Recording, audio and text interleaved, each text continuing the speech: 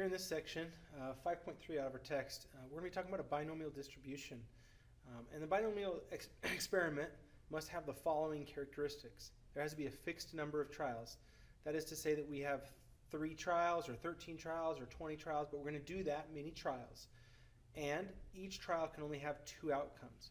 So instead of talking about a dice having 6 outcomes, we can talk about it being even or odd, being a 4 or not a 4.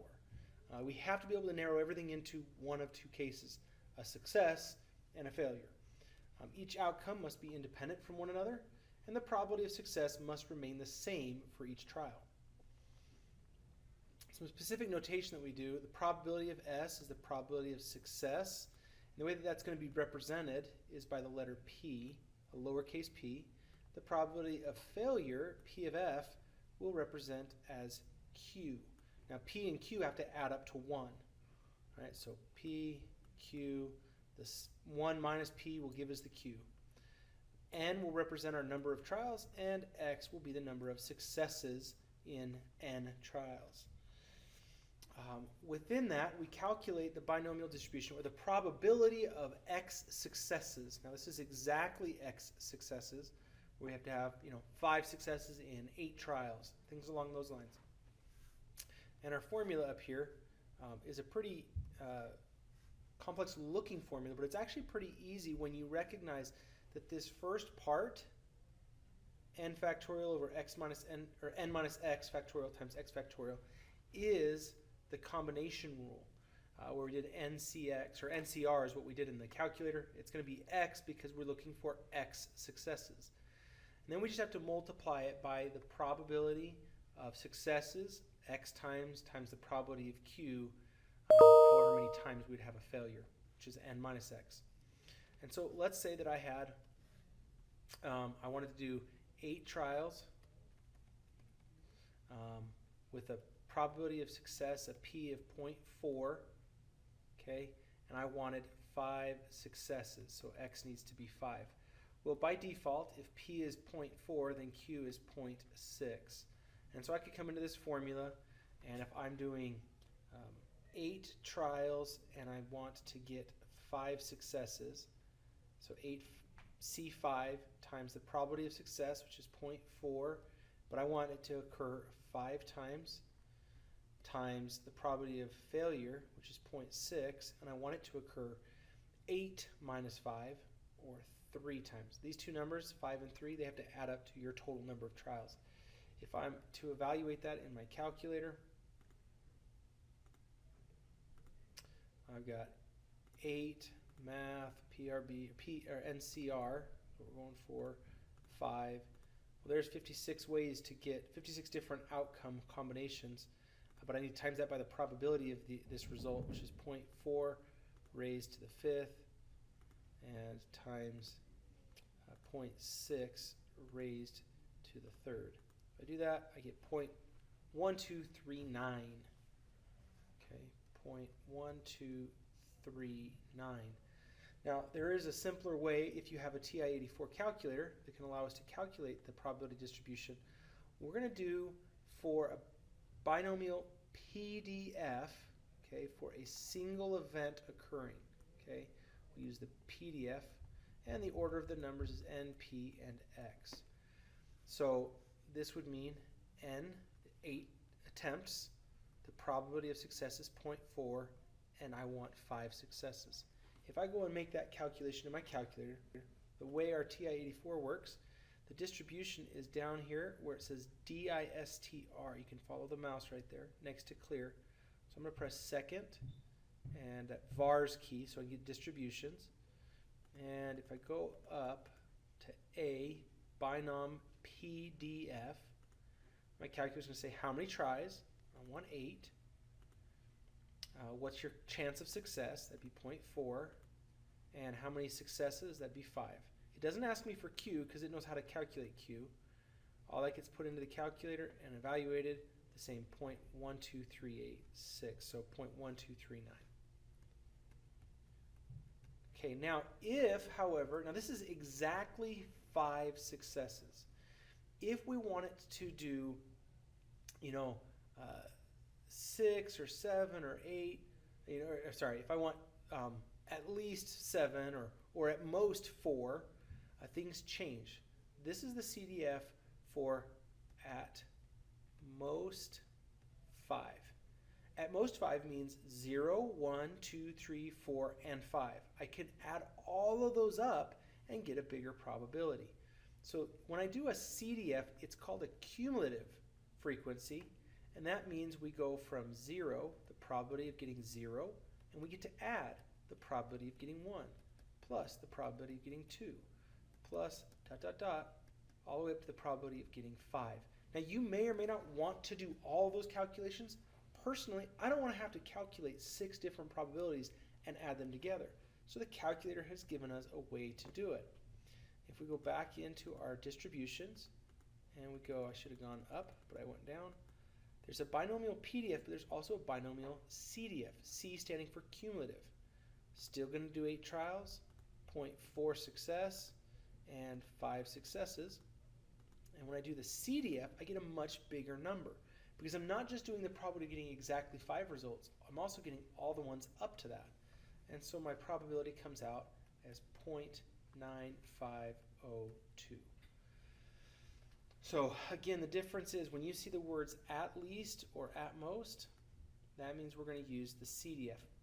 Now, the CDF tool gives us at most as a result. Okay, it's at most 5, this calculation works great. If it said at least 5, things are a little bit different. We'll look at that in some other notes. So it's just some really simple ones. If I wanted to do the probability of a basketball player making certain 3-point shots consistently, if I go to CDF, or PDF, sorry, these are PDFs because they're exactly 2, or exactly 0, or exactly 5. Number of trials, all of them are 5. The probability of success looks like it's 0.35. And how many do I want? Well, on the first one, we want 2. So if I evaluate that, I'm going to get 0.3364. Whoops, get a different pen out. 0.3364. And then, whoops. And then if I go to the next one, 0, what's neat is if I'm doing the same thing over and over again, I can actually come right up here and just come tweak. Whoops, just tweak that number. Everything else stayed the same. So 0.1160. And then if I go to the last one, 5 out of 5. Again, you can go back and start over, or you can just copy and paste kind of deal. That'd be a 5, enter, 0.0053. Okay, not a very likely result. But these are easy to calculate, these binomial distributions, if they're a PDF, which is an exact result, 2 out of 5, not up to 2 or at least 2. When we get to the at least, things get a little more complicated. We want at least 3. What we have to understand going into this section, this part of the notes, is that if I do a binomial CDF, it's going to go for the probability of 0 plus the probability of 1 plus and so on. If I want at least 3, what we have to understand is that at least 3 means greater than or equal to 3, which means only the values 3 and up. So if I think about which values do I want, I want these values here, 3, 4, and 5. They are at least 3, which means I actually don't want 0, 1, or 2. What you have to remember about a CDF is that CDFs start at 0 and go to the right. So what we're actually going to do is we're going to go from 0 through 2 and cut it. Because I know the probability of all 6, going from 0 through 5, if I did all of them together, the sum would equal 1. So if I just figure out what the CDF is for 0 through 2 and subtract that from 1, I should be able to tell how many are 3 and more. So the word at least tells me I'm going to have to do 1 minus the binom CDF of 5.3 3, and 2. I have to stop at 2. I don't want to go to 3 because that would include something I don't want to subtract. So if I go to my calculator and I do 1 minus distribution binom CDF, we're doing 5 trials, 0.3, and 2, and do enter, I'm going to get my answer. Now I did 1 minus because I know it's an at least, so this should be the opposite, which is 0.1631. 1631. And that's how we do an at least calculation. Well, we get these distributions, and we want to be able to calculate the mean, variance, and standard deviation from the probability distribution, the binomial distribution rather. So we have these very simple calculations, n times p times q, and the square root of n times p times q for the mean, variance, and standard deviation. If we have 1,200 people taken and the likelihood of success is 0.1, what's the mean, variance, and standard deviation? Well, the mean would be 0.1 times 1,200, or 1,200 times 0.1 for 120. The variance would equal n times p. Well, I already did that. That's 120 times q, which if the probability of success is 0.1, then the probability of failure would be 0.9, and that comes out as 108. And then the standard deviation is the square root of 108. It's kind of neat the way that these calculations work off of each other. As you do one calculation, it leads to the next. So I do the square root of 108. Oh, that did not work. Let's try that again. The square root of 108. I get 10.39. Pretty easy calculations to make. Good luck, guys. We'll see you in class.